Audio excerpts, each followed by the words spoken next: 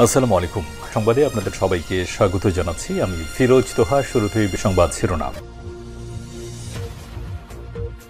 বাংলাদেশের সর্বশেষ গুরুত্বপূর্ণ আপডেট সংবাদে আপনাকে স্বাগত। শুরুতেই সংবাদ শিরোনাম, পরে বিস্তারিত। শুরুতেই জানিয়ে দিব, সাবেক সংসদ সদস্য হাজী সেলিম গ্রেপ্তার। ঢাকা ৭ আসনের সাবেক আওয়ামী লীগের সংসদ সদস্য এমপি হাজী মোহাম্মদ সেলিমকে গ্রেপ্তার করেছে পুলিশ। আজ মধ্যরাতে গোয়েন্দা পুলিশের একটি দল পুরান ঢাকার বংশাল এলাকা থেকে এই মাফিয়াকে গ্রেপ্তার করে। এরপর জানিয়ে দিব, গার্মেন্টস কর্মী হত্যা, ফের রিমান্ডে গোলাপ। রাজধানীর রাধাবর থানায় গার্মেন্টস কর্মী রুবেলকে হত্যা মামলায় আওয়ামী লীগের প্রচার এবং প্রকাশনা সম্পাদক আব্দুস সোবহান গোলাপের ৩ দিনের রিমান্ড মঞ্জুর করেছে আদালত। আজ ২ সেপ্টেম্বর ঢাকার মেট্রোপলিটন ম্যাজিস্ট্রেট মোহাম্মদ মেহেদী হাসানের আদালত ফের রিমান্ডের আদেশ দেয়। এবারে জানাবো, রেমিটেন্সের পালে আগস্টে এলো ২৬,৬০০ কোটি টাকা।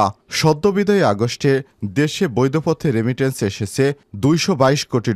প্রতি ডলার দেশীয় মুদ্রায় যার পরিমাণ দাঁড়ায় ২৬,৬৪০ কোটি টাকার বেশি। আজ বাংলাদেশ ব্যাংকের সংশ্লিষ্ট বিভাগ থেকে সব তথ্য জানানো হয়েছে। শেখ হাসিনা পতনের পর বাংলাদেশে রেমিটেন্সের প্রবাহ ব্যাপক হারে বৃদ্ধি পাচ্ছে, যেটি দেশের জন্য অত্যন্ত স্বস্তিদায়ক সংবাদ। এবারে জানাবো, পরিচয় না দিয়ে কাউকে গ্রেপ্তার করা যাবে না বললেন স্বরাষ্ট্র উপদেষ্টা লেফটেন্যান্ট অবসরপ্রাপ্ত মোহাম্মদ জাহাঙ্গীর আলম চৌধুরী। অভিযান পরিচালনার সময় আইন শৃঙ্খলা রক্ষাকারী বাহিনীকে নিজেকে পরিচয় দিয়ে গ্রেপ্তার করতে হবে বলে জানিয়েছেন স্বরাষ্ট্র উপদেষ্টা লেফটেন্যান্ট জেনারেল অবসরপ্রাপ্ত মোহাম্মদ জাহাঙ্গীর আলম চৌধুরী। একই সঙ্গে পরিচয় না দিয়ে কোনো অবস্থাতেই কাউকে গ্রেপ্তার করা যাবে না বলেও জানান তিনি। এদিকে এস আলম মুক্ত হল ফার্স্ট সিকিউরিটি ইসলামী ব্যাংক। বিতর্কিত ব্যবসায়ী গোষ্ঠী এস আলমের নিয়ন্ত্রণ মুক্ত করার লক্ষ্যে ফার্স্ট সিকিউরিটি ইসলামী ব্যাংকের পরিচালনা পর্ষদ পুনর্গঠন করা হয়েছে। ৫ স্বতন্ত্র পরিচালক দিয়ে বাংলাদেশ ব্যাংক বেসরকারিভাবে এই ব্যাংকটির পর্ষদ পুনর্গঠন করেছে। এতে এস আলমের কবজা থেকে ব্যাংকটি মুক্ত হল। এবং সর্বশেষ জানিয়ে দিব, ভারতের নিষেধাজ্ঞায় আমাদের কিছু যায় আসে না বললেন সমন্বয়ক নুসরাত। বৈষম্যবিরোধী ছাত্র আন্দোলনের সমন্বয়ক নুসরাত তাবাসসুম বলেছেন, আমাদের বিরুদ্ধে ভারতের নিষেধাজ্ঞা দেওয়া হয়েছে থাকলে বা সত্য হলেও সেটাই আমরা গুরুত্ব দিচ্ছি না। এই নিষেধাজ্ঞায় আমাদের কিছু যায় আসে না। ৬ ছাত্রনেতার উপর ভারতের ভিসা নিষেধাজ্ঞা শীর্ষক একটি সংবাদ প্রকাশের পর মিরর এশিয়া, যাতে নুসরাত তাবাসসুমের নাম রয়েছে, সংবাদে উল্লেখিত নিষেধাজ্ঞার বিষয়ে প্রতিক্রিয়া জানতে চাইলে নুসরাত তাবাসসুম কালবেলাকে সব কথা বলেন। তারা বলেন, আমাদের কখনোই ভারতে যাওয়ার প্রয়োজন নেই। তারা যদি আমাদেরকে নিষেধাজ্ঞা দেয় সেটি তাদের ব্যক্তিগত ব্যাপার, এতে আমাদের কিছু যায় আসে না। প্রিয় দর্শক, এতক্ষণ শুনছিলেন সংবাদ শিরোনাম, এবারে বিস্তারিত। তবে তার আগে বন্ধুরা, অনুরোধ থাকবে এই সংবাদটিতে একটি লাইক দিন। এই চ্যানেলে আপনি নতুন হয়ে থাকলে আমাদের সংবাদটি দেখতে দেখতে চ্যানেলটি সাবস্ক্রাইব করে রাখুন, যাতে করে বন্ধুরা আমাদের পরবর্তী লেটেস্ট আপডেট সংবাদগুলো সবার আগে আপনার কাছে পৌঁছে যায়। এবারে বিস্তারিত। সাবেক সংসদ সদস্য হাজী সেলিম গ্রেপ্তার।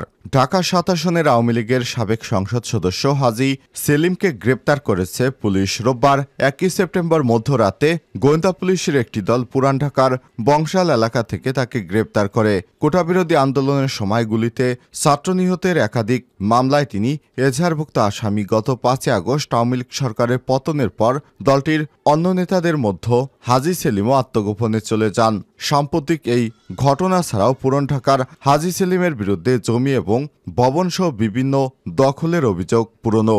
ঢাকা মহানগর পুলিশের যুগ্ম কমিশনার গোয়েন্দা উত্তর মোহাম্মদ রবিউল হোসেন ভূঁইয়া জানিয়েছেন, হত্যা মামলায় আসামি হিসেবে হাজী সেলিমকে গ্রেপ্তার করা হয়েছে। তার বিরুদ্ধে একাধিক মামলা রয়েছে। পুরান ঢাকার বহুল আলোচিত হাজী সেলিম অসুস্থ থাকায় গত জানুয়ারির জাতীয় নির্বাচনে ঢাকা ৭ আসন থেকে আওয়ামী লীগের মনোনয়নে এমপি হন তার ছেলে সুলাইমান সেলিম। তার আরেক ছেলে ইরফান সেলিম স্থানীয় ওয়ার্ড কাউন্সিলর।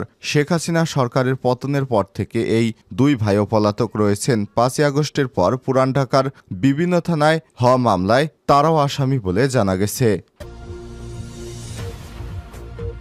গার্মেন্টস কর্মী হত্যা ফের রিমান্ডে গোলাপ। রাজধানীর রাধাপুর থানায় গার্মেন্টস কর্মী রুবেল হত্যা মামলায় আওয়ামী লীগের প্রচার এবং প্রকাশনা সম্পাদক আব্দুস সোবহান গোলাপের 3 দিনের রিমান্ড মঞ্জুর করেছে আদালত। সোমবার 2 সেপ্টেম্বর ঢাকার মেট্রোপলিটন ম্যাজিস্ট্রেট মোহাম্মদ মেহেদী হাসানের আদালত ফের রিমান্ডের আদেশ দেয়। এদিন রিমান্ড শেষে তাকে আদালতে হাজির করা হয়। এরপর মামলার তদন্ত কর্মকর্তা আদাবর থানার পরিদর্শক মিন্টু চন্দ্র বণিক পুনরায় 7 দিনের রিমান্ড চেয়ে আবেদন করেন। এ সময় আসামি পক্ষে রিমান্ড বাতিল এবং জামিন চেয়ে শুনানি করেন। উভয় পক্ষের শুনানি শেষে আদালত জামিন নামঞ্জুর করে ফের রিমান্ডের আদেশ দেয়। এর আগে গত 25 আগস্ট রাজধানীর পশ্চিম নাখালপাড়া থেকে গোলাপকে গ্রেপ্তার করা হয়। পরদিন গত 26 আগস্ট গোলাপের 7 দিনের রিমান্ড মঞ্জুর করে আদালত। ছাত্র আন্দোলনের সময় গত 5 আগস্ট রুবেল সহ কয়েকশো ছাত্র জনতা সকাল 11টার দিকে আদাবর থানাধীন রিং রোড এলাকায়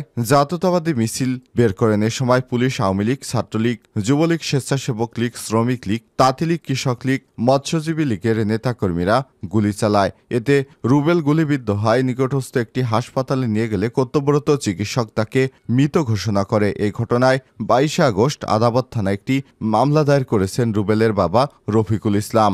মামলার প্রধান আসামি করা হয়েছে সাবেক প্রধানমন্ত্রী শেখ হাসিনা। অন্যান্য আসামিদের মধ্যে রয়েছে শেখ হাসিনার বোন শেখ রেহানা, আওয়ামী লীগের সাধারণ সম্পাদক ওবায়দুল কাদের, ক্রিকেটার সাকিবুল হাসান, নায়ক ফেরদৌস, ব্যারিস্টার সাইদুল হক সুমন ইত্যাদি। রেমিটেন্সের পালে আগস্ট এলো 26,640 কোটি ডলার। সদ্যবিদায়ী আগস্টের শেষে বৈধ পথে রেমিটেন্স এসেছে 2,200 কোটি ডলার প্রতি ডলার দেশীয় মুদ্রায়, যার পরিমাণ 26,640 কোটি টাকার বেশি। রোববার 1 সেপ্টেম্বর বাংলাদেশ ব্যাংকের সংশ্লিষ্ট বিভাগ থেকে এসব তথ্য জানা গেছে। এর আগে আওয়ামী লীগ সরকারের প্রতি অনাস্থা প্রকাশ করে প্রবাসীরা বৈধ পথে টাকা পাঠানোর এক প্রকার বন্ধ রাখলে রেমিটেন্সে ভাটা পড়েছিল। তখন শেখ হাসিনা সরকার পতনের পর থেকে আবারও বাড়তে থাকে বাংলাদেশে রেমিটেন্স প্রবাহ। কেন্দ্রীয় ব্যাংকের তথ্য অনুযায়ী সদ্যবিদায়ী আগস্টে সব মিলিয়ে দেশে বৈধ পথে রেমিটেন্স এসেছে 2.22 বিলিয়ন ডলার। এর আগে গত বছরের একই মাসে 160 কোটি ডলার প্রবাসী আয় এসেছিল, অর্থাৎ 1.6 ডলার। এই হিসেবে আগের বছরের তুলনায় চলতি বছরের আগস্টে প্রায় 62 কোটি ডলার অর্থাৎ 0.62 বিলিয়ন ডলার রেমিটেন্স বেশি এসেছে। নাম প্রকাশ না করে বাংলাদেশ ব্যাংকের ঊর্ধ্বতন একজন কর্মকর্তা গণমাধ্যমকে জানিয়েছেন, চলতি বছরে এপ্রিল থেকে জুন পর্যন্ত টানা 3 মাসে 2 বিলিয়ন ডলারের বেশি রেমিটেন্স এসেছে। জুলাইয়ের নিচে নেমে আসে। তবে বৈধ পথে রেমিটেন্স পাঠাতে উৎসাহিত হচ্ছেন প্রবাসীরা। তাদের সচেতন করা হচ্ছে, ফলে আগামীতে আরও বেশি পরিমাণে প্রবাসী আয় আসবে বলে প্রত্যাশা ব্যক্ত করেন কেন্দ্রীয় ব্যাংকের এই কর্মকর্তা। উল্লেখ্য, চলতি বছরের জানুয়ারি থেকে 211 কোটি 31 লক্ষ মার্কিন ডলারের বেশি রেমিটেন্স পাঠিয়েছিলেন প্রবাসীরা। পরিচয় না দিয়ে কাউকে গ্রেপ্তার করা যাবে না, স্বরাষ্ট্র উপদেষ্টা অবসরপ্রাপ্ত লেফটেন্যান্ট মোহাম্মদ জাহাঙ্গীর আলম চৌধুরী। অভিযান পরিচালনার সময় আইনশৃঙ্খলা রক্ষাকারী বাহিনীকে নিজেদের পরিচয় দিয়ে তারপর গ্রেপ্তার করতে হবে বলে জানিয়েছেন স্বরাষ্ট্র উপদেষ্টা লেফটেন্যান্ট জেনারেল জাহাঙ্গীর আলম চৌধুরী। একই সঙ্গে পরিচয় না দিয়ে কোনো অবস্থাতেই কাউকে গ্রেপ্তার করা যাবে না বলেও জানান তিনি। আজ 1 সেপ্টেম্বর স্বরাষ্ট্র মন্ত্রণালয়ের সিনিয়র তথ্য কর্মকর্তা ফয়সাল হাসান স্বাক্ষরিত এক বিজ্ঞপ্তিতে সব তথ্য জানানো হয়েছে।